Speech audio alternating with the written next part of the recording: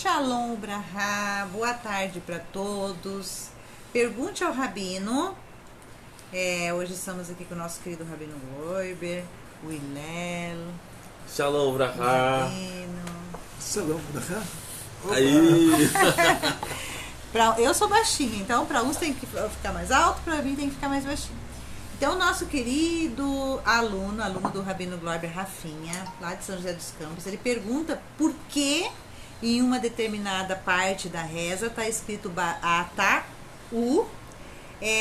se a palavra atá quer dizer você e u quer dizer ele. Então ele quer ele ficou nessa dúvida. E também a segunda pergunta dele é sobre no livro de Shoftim, que fala sobre Shinshon. Aí ele pergunta, Shinshon foi para Asa somente para se deitar com a prostituta? Como isso? Então essas duas perguntas agora o Rabino vai responder pro nosso querido Rafinha. Um beijo, Rafinha. Estou esperando mais um vídeo seu, hein? Eba, então muito bom. Também estou esperando mais um vídeo seu, Rafinha. Então vamos começar a primeira pergunta em relação a Tfilah, que ela usa uma linguagem ata'u. E os Anshe Knesset Agdolá, eles escreveram o Nusach HaTfilah. Como vocês sabem, Tfilah, pela Torá, é você pedir o que você precisa na hora que você precisa. E isso não tem tempo determinado. Se reza tivesse tempo determinado, as mulheres seriam isentas de rezar. Isso que a mulher é obrigada a rezar também é porque a reza, ela não tem tempo determinado. Reza pela Torá é você pedir o que você precisa na hora que você precisa, você pede para Hashem. Os Anshe Knesset Agdolá, eles eram 120 sábios e profetas que eles viveram entre a destruição do primeiro Bet HaMikdash e a reconstrução do Bet HaMikdash, ou seja, a construção do segundo Bet HaMikdash. E esses 120 sábios e profetas, eles chegaram à conclusão de que as pessoas esqueceram o que eles precisam e esqueceram a frequência que eles têm que pedir. Então eles determinaram que você vai pedir 3 vezes por dia, nessa frequência você vai pedir Mashiach, você vai pedir Geulah, você vai pedir Yerushalayim. Eu acordo de manhã, pergunto para alguém o que você precisa. A pessoa vai me falar dinheiro. Não precisa de saúde, não precisa de Mashiach, não precisa de nada. Não, todo mundo vai falar, olha, eu tendo dinheiro, tá ótimo. Tá ótimo, o resto O resto eu compro. O resto eu compro.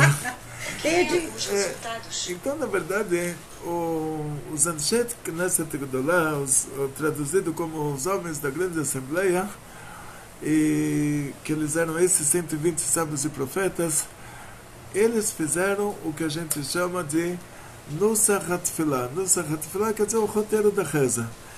Depois, sábios que vieram depois deles, que já entra na época da Mishnah, Shimon HaTzadik, já é chamado de Tana é o rabino da Mishnah.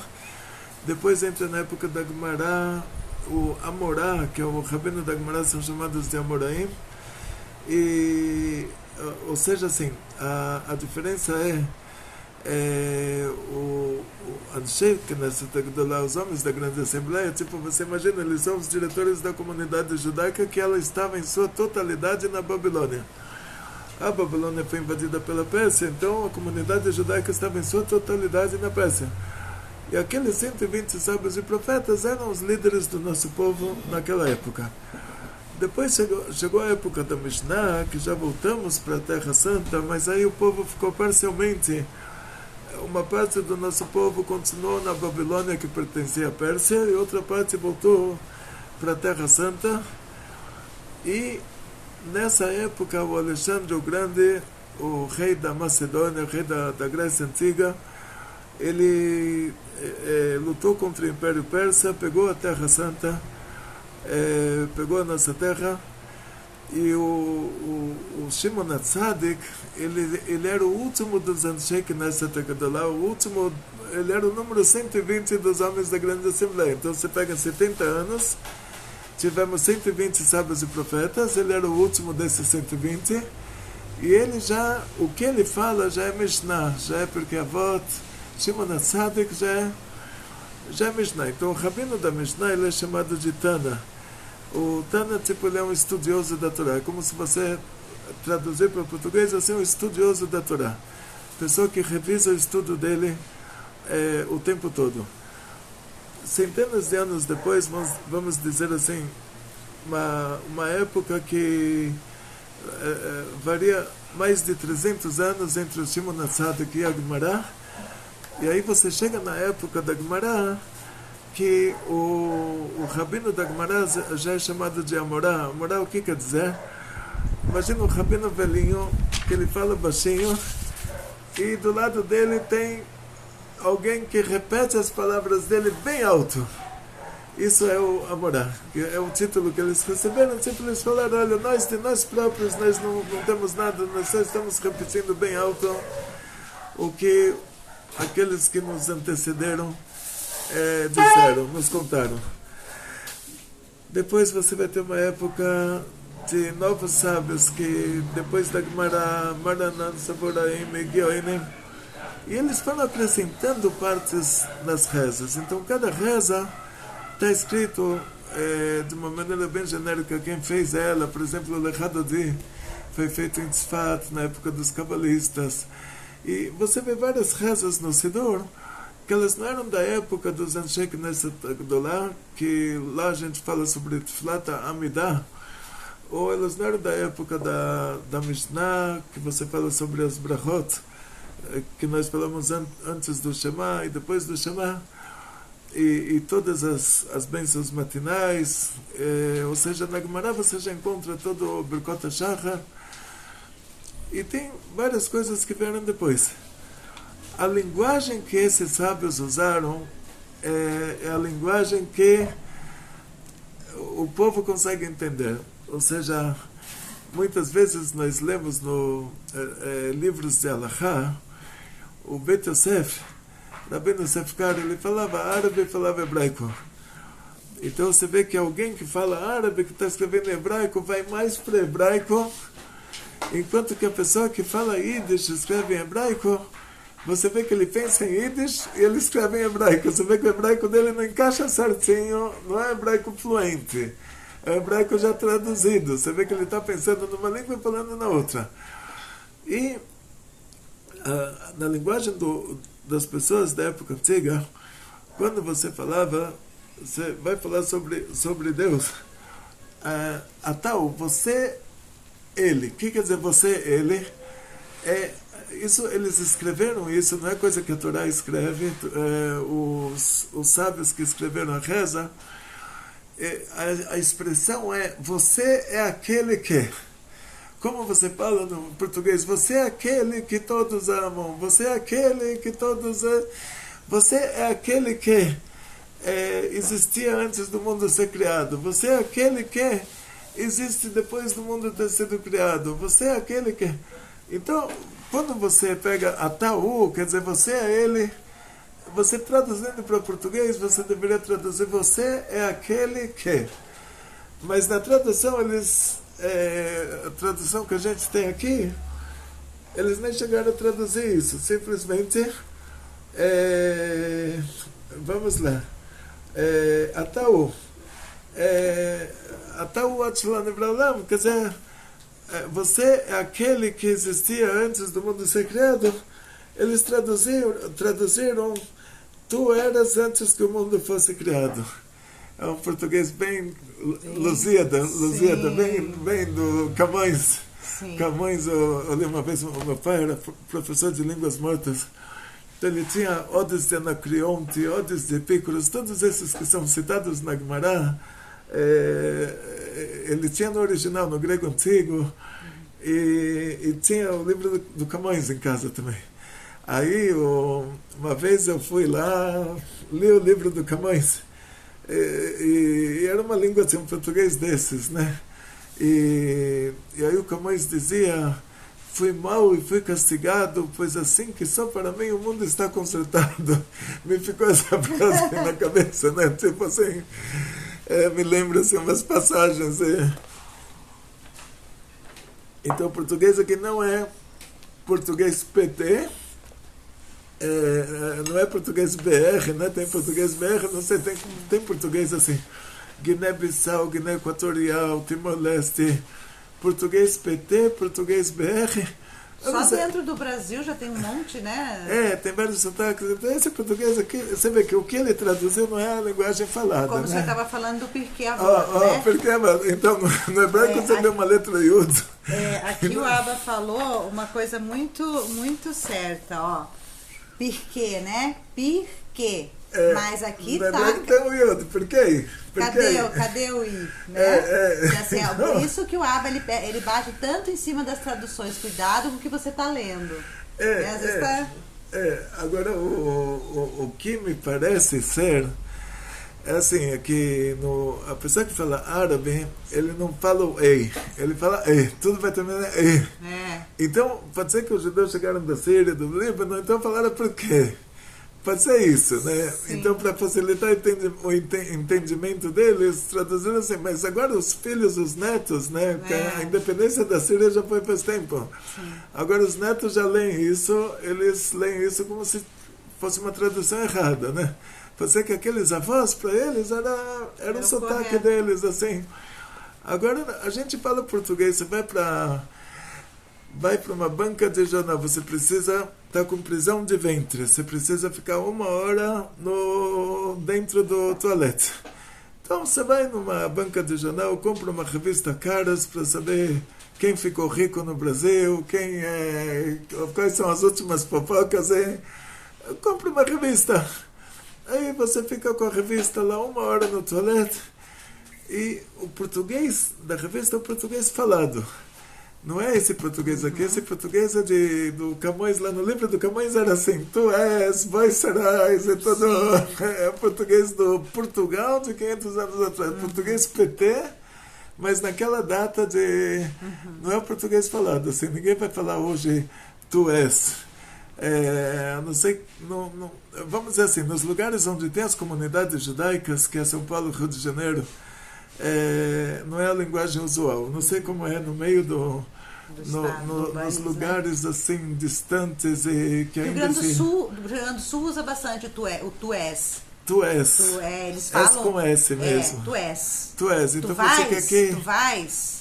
Pode ser que aqui é essa linguagem assim que a pessoa que traduziu ela era gaúcha. Pode então. ser. Agora sim, na prática, quando os Chachamim, os nossos sábios, eles escreveram esse Nusach HaTfilah, quando eles escrevem Atau, você, ele, Atau Atshela Nebraolam, você, ele, até o mundo não ser criado. A expressão, se você for traduzir para o português, é você aquele que existia antes do mundo ter sido criado. Sim. Por isso que na tradução para o português não traduziram esse U. E no hebraico aí está assim? No hebraico está Atau, você, ele, ad, até, Shelo, que não, Nivra, foi criado, Olam, o mundo. Você, ele, até, você é aquele que não, que foi. Você é aquele que existia antes do mundo ser criado. Essa seria a tradução. Da mesma maneira que eles escreveram isso na linguagem das pessoas da época deles, que eram pessoas que falavam aramaico, eles tinham que escrever o Sidur em hebraico. Para pessoas que falavam aramaico, então eles escreviam o mais explicadinho possível, assim, mais descomplicado. Mais descomplicado, que não era a língua que a pessoa falava. Só o Kadish já está na língua do povo, né? O Kadish está em aramaico. O Kadish, ninguém podia ter reclamação assim. O Kadish estava na língua do povo, então dizem 2 motivos para isso, né? Um motivo para que qualquer criança pudesse falar Kadish pelo pai, Deus me livre. E o outro motivo que os anjos no céu, eles ajudam a gente com as rezas. Mas sendo que eles são perfeccionistas, eles fazem uma triagem e muita coisa não chega lá não chega no nível superior por causa dessa triagem. Tipo assim, eles estão colocando o meu pedido, eles estão, como se fala, o advogado que faz a petição para o juiz, né? eles estão fazendo a nossa petição, fazendo os nossos pedidos, apresentando as nossas propostas, apresentando os nossos pedidos, mas por causa que eles são perfeccionistas, então muitas vezes muitas coisas não passam. Porque não tinha kavaná o suficiente, não foi feito com uma intenção certa, de um jeito certo. Ou falado errado mesmo. Ou falado de uma forma agora, errada. Mas o falado errado não é tanto problema como eles prestam mais atenção na intenção da pessoa. Se a pessoa está falando uma coisa e está pensando em outra. Tinha uma história muito, muito interessante. Uma vez, um grande tzadik, tinha um judeu que pegou um empréstimo com o senhor feudal. O senhor feudal era muito rico, ele era o dono de todas as terras. E esse judeu, ele não tinha como devolver o empréstimo. Chegou a data da devolução do empréstimo, aí ele foi para o Rebbe dele na época, centenas de anos atrás, pediu uma bênção para o Rebbe, falou: Rebbe, eu não sei o que eu faço. Se o Poretz, o seu feudal, ele se lembra que eu estou devendo para ele, eu não devolvi, ele pode mandar me matar. Aí o Rebbe falou: ele não vai se lembrar. Por que ele não vai se lembrar? Porque ele não reza. A gente se lembra de tudo, que horas? Na hora que você começa a rezar, você já se lembra que tem que pagar essa conta, tem que pagar outra conta aí, está devendo dinheiro aqui, está devendo dinheiro lá, alguém está te devendo. Agora, sendo que ele não reza, então não vai entrar esse pensamento na cabeça dele. Uhum. Então, o que acontece? Que a gente, no meio da reza, a gente começa a rezar e de repente vem um pensamento que eu tenho, todo o meu planejamento do dia começa a acontecer no meio da reza. Aí na triagem que eles fazem, eles veem, esse tipo de reza não passa na triagem, tipo, só sabe o que foi rezado certo, assim, não tanto falado da maneira correta, mas mesmo que a pessoa falou errado, mas que a intenção foi certa. Agora, para que eles não se envolvam no Kaddish, sendo que o Kaddish é uma reza importante, que os filhos rezam pelos pais falecidos, então o Kaddish é feito em aramaico. Porque os anjos entendem todas as línguas e eles se recusam a se relacionar ao aramaico? Porque o aramaico é um hebraico mal falado. Na Torre de Babel, o anjo Gabriel, ele fez um milagre, começaram a falar 70 línguas. Nessas 70 línguas não tinha árabe, não tinha aramaico, porque o hebraico mal falado virou aramaico, o aramaico mal falado virou árabe.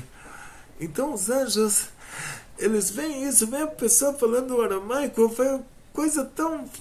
Pegaram o hebraico, fizeram do hebraico uma coisa tão errada, aí eles não querem ouvir. Por isso eles não se metem. Essa reza que o filho reza pelo pai falecido, pela mãe falecida, essa reza chega direto porque eles não interferem, eles não querem nem ouvir. Nem ouve. Por isso que foi feito em aramaico. Mas um motivo para isso, para os anjos não se meterem aqui. De qualquer maneira, voltando ao assunto das expressões, as rezas não estão escritas na Torá, somente o Shema Israel, que é uma declaração. Shema Israel não é bem uma reza, é uma declaração. Estou declarando que Hashem é meu Deus.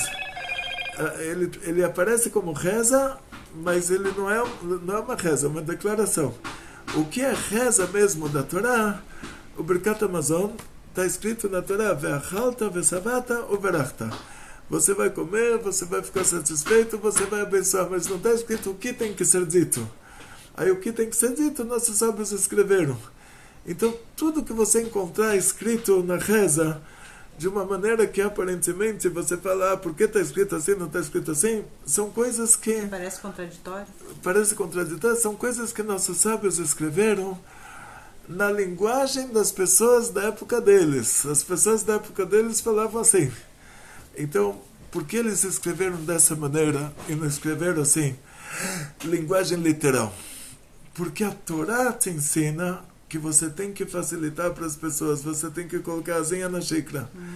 Então, se a pessoa tem um copo, ela não sabe por onde pegar. Se tem a asinha, ela já sabe, facilita, ela já sabe por onde pegar.